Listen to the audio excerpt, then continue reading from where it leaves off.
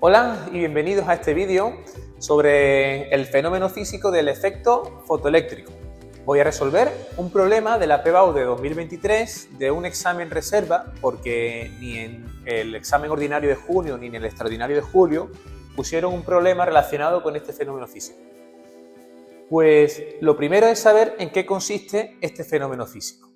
Lo representamos en un esquema, ¿vale? En la prueba escrita siempre hacemos el mismo esquema.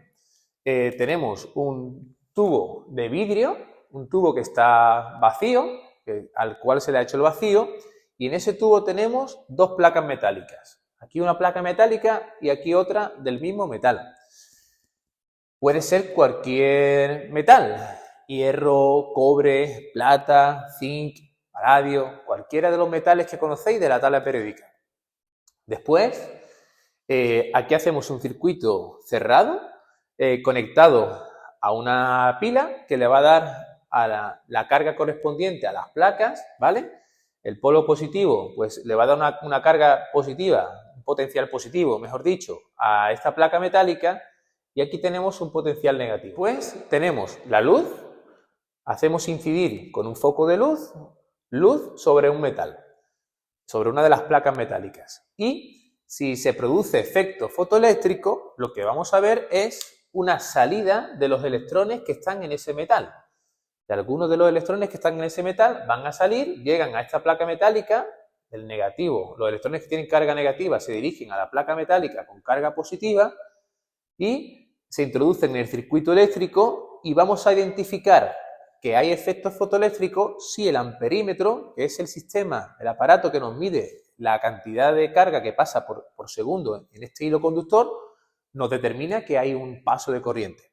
Si hay paso de corriente, entonces tenemos efecto fotoeléctrico, y si no hay paso de corriente, entonces es que esta luz, la luz que hemos hecho incidir aquí, pues no produce efecto fotoeléctrico, ¿vale? Por tanto, el efecto fotoeléctrico es la extracción de electrones por parte de la luz de un metal cualquiera. Una vez que sabemos eso, tenemos que también saber hacer el balance energético en el fenómeno del efecto fotoeléctrico. ¿En qué consiste el balance energético? Pues en aplicar la ley de conservación de la energía. La ponemos en su forma más general, que es el incremento de la energía es igual a cero. Esta es la ley de la conservación de la energía, la ley física que más hemos usado en la historia del progreso científico, la ley de la conservación de la energía.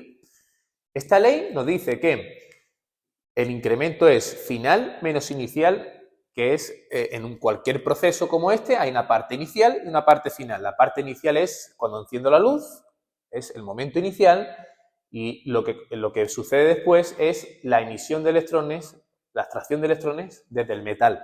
Entonces, la energía final, incremento es final menos inicial, menos la energía inicial es igual a cero. Paso la energía final aquí, energía inicial va a ser igual a energía final. La energía inicial hemos dicho que es la correspondiente a la luz, la energía de la luz. Va a ser igual a la energía necesaria para extraer el electrón del metal, y a eso se le denomina trabajo umbral, la energía que nos cuesta extraer un electrón de un determinado metal. Esa propiedad va a ser específica, es decir, va a depender de cada metal, va a depender de la interacción del enlace metálico que haya en cada metal. De eso va a depender lo que nos va a costar extraer un electrón que está en ese mar de electrones formando el enlace metálico en el interior de las estructuras metálicas.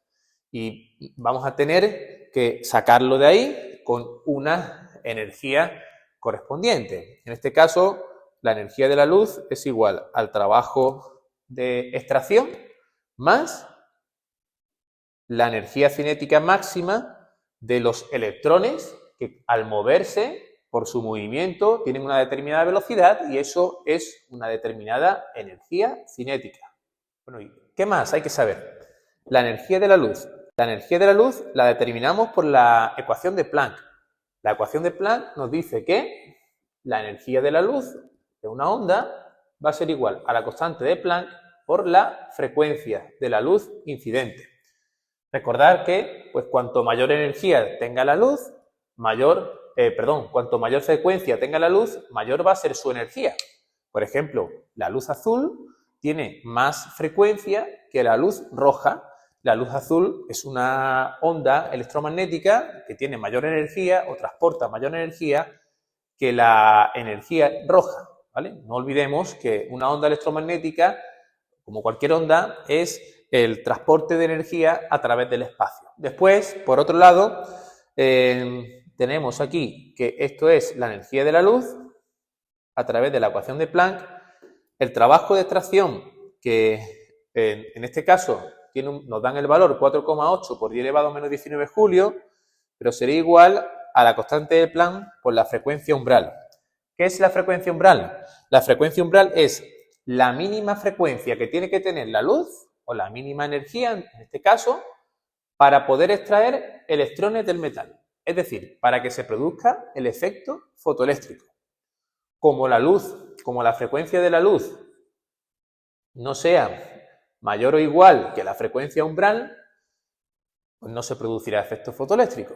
Solo se produce efecto fotoeléctrico si la frecuencia de la luz que hacemos incidir sobre ese metal es mayor que la frecuencia umbral, que va a depender del metal, más la energía cinética máxima, que va a ser igual a 1/2 por la masa de los electrones por la velocidad máxima que pueden alcanzar esos electrones en el trayecto entre una placa metálica y otra. Bien, esta sería la ecuación resultante de aplicar el balance energético, es decir, de aplicar la ley de conservación de la energía a este fenómeno físico. Y antes de comenzar con la resolución del problema, también tenemos que tener claro que el efecto fotoeléctrico que le llevó a Albert Einstein a conseguir el premio Nobel por su explicación supuso un antes y un después en la historia del conocimiento de nuestro mundo material y físico. ¿Por qué? Porque hasta este momento, hasta que Albert Einstein no explicó experimentalmente, no explicó lo que los experimentos no decían, de manera teórica, pues entendíamos que en el mundo las entidades físicas podían ser o ondas o partículas o corpúsculos, ¿no? Entonces, pues se creía pues, que el electrón era una partícula y que tenía propiedades corpusculares y que la luz era pues, una onda y que tenía propiedades ondulatorias, es decir, pues experimentaba la difracción, la interferencia, etcétera, fenómenos físicos relacionados con las ondas. Sin embargo, este fenómeno físico, la explicación de este fenómeno físico, de lo que los experimentos nos estaban diciendo, la ciencia es un diálogo experimental con la naturaleza, pues llevó a Albert Einstein a formularlo de la siguiente manera. Nos dijo que la luz estaba formada por fotones. Yo he dibujado ahí 3 fotones en esa luz y que los fotones tenían una energía correspondiente a la frecuencia o a la longitud de onda que separa pues, esas 2 máximas intensidades del campo eléctrico o 2 puntos con la misma intensidad del campo eléctrico, que es lo que transporta la energía electromagnética, transporta un campo eléctrico y magnético a través del espacio, pues nos dijo que para que se produzca efecto fotoeléctrico, un fotón, tiene que chocar con un electrón, que es otra partícula, le transmite la energía correspondiente a esa longitud de onda o a esa frecuencia, según la ecuación de Planck. Una parte de la energía que el electrón recibe en ese choque con el fotón se va a emplear en romper esa interacción eléctrica que hay en el interior de la estructura cristalina metálica de ese metal, que va a ser la correspondiente al trabajo de extracción, y la energía que sobre entre la energía que tenía el fotón y la que le transfirió al electrón, esa energía que sobra, pues se va a transformar en energía cinética. Cuanto más energía sobre entre la energía de la luz y el trabajo de extracción, la energía necesaria para extraer un electrón, pues mayor va a ser la energía cinética de los electrones que se desplazan hacia esta parte, hacia esta placa metálica. Pues bien, desde este momento cambió nuestra visión del mundo físico en el que vivimos, porque aquí tuvimos que aceptar que las entidades físicas podían tener doble naturaleza, es decir, podían ser, por un lado, partículas o corpúsculos, porque necesitábamos entenderlo así para explicar para lo que los experimentos nos decían, pero por otro lado, también eran ondas, porque experimentaban fenómenos ondulatorios. La luz experimentaba la difracción, la interferencia, pero, por ejemplo, también experimentaba fenómenos físicos como este, en el cual teníamos que concebirla como una partícula, como un corpúsculo. De Broglie aplicó esto a cualquier partícula microscópica y dijo, y estableció una hipótesis. Su hipótesis fue la siguiente. Dijo, bueno, si la luz tiene doble naturaleza, puede ser ondulatoria o puede ser corpuscular, entonces cualquier partícula microscópica también. Y hizo una serie de experimentos y demostró que el electrón, que hasta ese momento era concebido como una partícula, como un corpúsculo que estaba en el interior del átomo, pues demostró que el electrón también podía experimentar el fenómeno de la difracción, por ejemplo.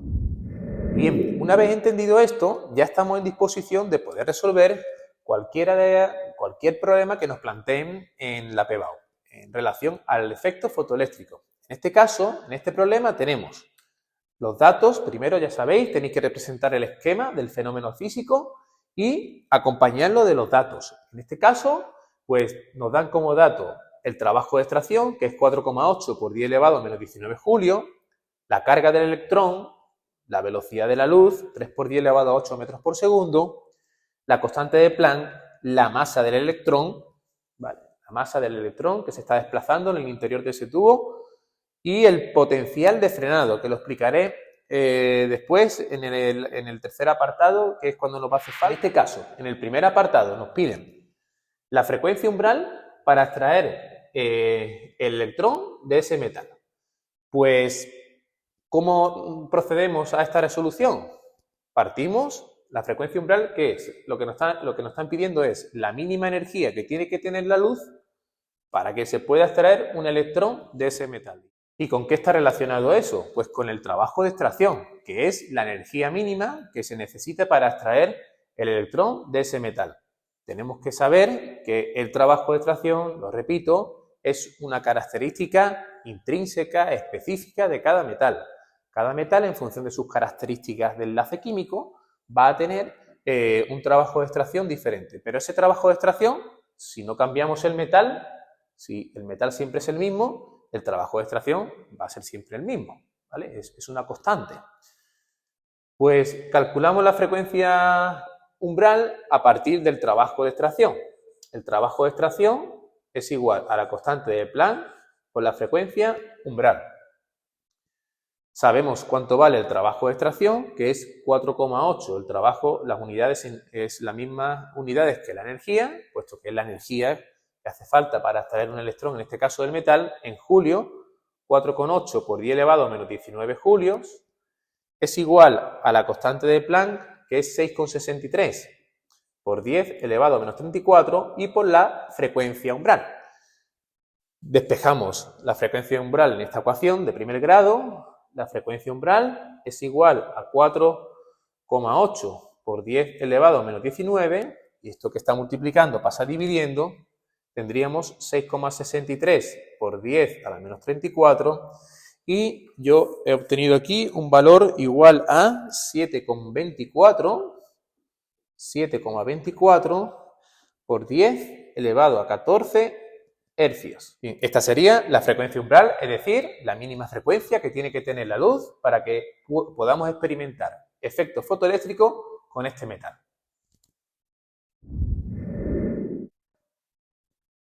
En el segundo apartado nos piden que calculemos la velocidad máxima de esos electrones o fotoelectrones emitidos. Esos electrones que se han emitido después de la colisión de los fotones con los electrones en el metal. Pues para entender esto tenemos que entender lo siguiente. Primero, los electrones que han salido debido al efecto fotoeléctrico se dirigen hacia la placa metálica del signo opuesto. Positivo, los electrones son negativos, las fuerzas eléctricas se atraen de distintos signos, entonces los electrones van a la placa metálica positiva y lo que hacemos en el laboratorio es cambiar la polaridad de la pila para ver, porque el objetivo es frenarlos antes de que llegue al circuito eléctrico. Entonces se cambia la polaridad de la pila, se pone esta positivo y esto negativo, de tal manera que los electrones van a experimentar un frenado, porque ahora la fuerza eléctrica va en sentido contrario, el electrón negativo se va a dirigir ahora hacia la placa positiva, y el electrón va a experimentar un frenado. La fuerza eléctrica que hace que el electrón se frene, pues va a ser aportada por la pila, ¿vale? Que hemos invertido su polaridad. Pues la fuerza eléctrica justa que haga que el electrón se pare, eso va a ser el potencial de frenado. Pues si habéis entendido esto, ya lo siguiente es saber aplicar la ley de conservación de la energía aquí. Es decir, si aplico aquí la ley de conservación de la energía inicial es igual a la energía final. La energía inicial, el electrón va en un primer momento con una cierta energía debido a la velocidad que tiene, energía cinética, y nosotros vamos a hacer una energía eléctrica, va a hacer la pila, va a producir una energía eléctrica tal que frene ese movimiento del electrón. Eso va a ser la energía eléctrica. ¿Qué energía eléctrica voy a tener que aplicar para parar el electrón, para frenarlo antes de que llegue a esta placa metálica? Pues va a ser justo la energía cinética. Energía eléctrica. ¿Cómo obtenemos aquí la energía eléctrica? Pues la energía eléctrica es, ¿sabéis esto del campo eléctrico y magnético, de su estudio? Es el producto de la carga en este caso del electrón, por el potencial. Potencial en este caso, el voltaje, el potencial eléctrico. Y bien, sabiendo el potencial de frenado, el potencial que va a hacer la pila, que en este caso es de 3,2 voltios, pues podemos saber su energía cinética. Y sabiendo su energía cinética, pues calcular la velocidad ya es algo inmediato. Vale, pues procedo a su resolución. Hemos dicho que la energía cinética va a ser igual a la energía eléctrica que se necesita para frenarlo, que es la carga del electrón por el potencial de frenado. La energía cinética es un medio por la masa del electrón, por la velocidad máxima de esos electrones, energía cinética máxima, al cuadrado. Es igual a la carga del electrón por el potencial de frenado. Sustituimos los valores correspondientes de estas magnitudes, un medio por la masa del electrón, que es 9,1 por 10 elevado a menos 31, por la velocidad máxima al cuadrado, que es el valor de la magnitud que quiero saber, por la carga del electrón, que es 1,6 por 10 elevado a menos 19 coulombios, por el potencial de frenado, que es 3,2 voltios. 3,2 voltios. Si despejáis la velocidad máxima aquí, el valor que he obtenido sería de 1.060.789,67 metros partido segundo. Esta sería la solución correspondiente al segundo apartado de este problema de efecto fotoeléctrico. Y por último, en este problema, pues tenemos un apartado más, el tercer apartado, en el cual se nos pide la longitud de onda de la radiación incidente. Es decir, nos están pidiendo la distancia que hay entre dos campos eléctricos de la misma intensidad. Los campos eléctricos que es lo que propaga la luz, ¿vale? Cada fotón va a tener la misma longitud de onda, la misma distancia entre esos dos campos eléctricos de la luz. Eso es lo que nos están pidiendo. Tenemos que saber que, porque aquí tenemos frecuencia de la luz, nos están pidiendo longitud de onda. Hay que saber que la velocidad de la luz es la longitud de onda de la luz, la velocidad de propagación de la luz, ¿vale? 3 por 10 elevado a 8 metros por segundo por la frecuencia de la luz. Si pasamos aquí la frecuencia, ¿vale? la despejamos, frecuencia de la luz es velocidad de la luz partido la longitud de onda. Por tanto, podemos también obtener la energía de la luz multiplicando la constante de Planck por la velocidad de la luz partido la longitud de onda. Y para resolver este problema, pues necesitamos saber cuál va a ser la energía cinética, la energía de la luz, una vez que ya sabemos cuál es la energía cinética y el trabajo de extracción. Pues aplicamos la ley de conservación de la energía, la ley que gobierna este fenómeno físico. Esta, en su forma más general, energía inicial es igual a la energía final. La energía inicial es la energía de la luz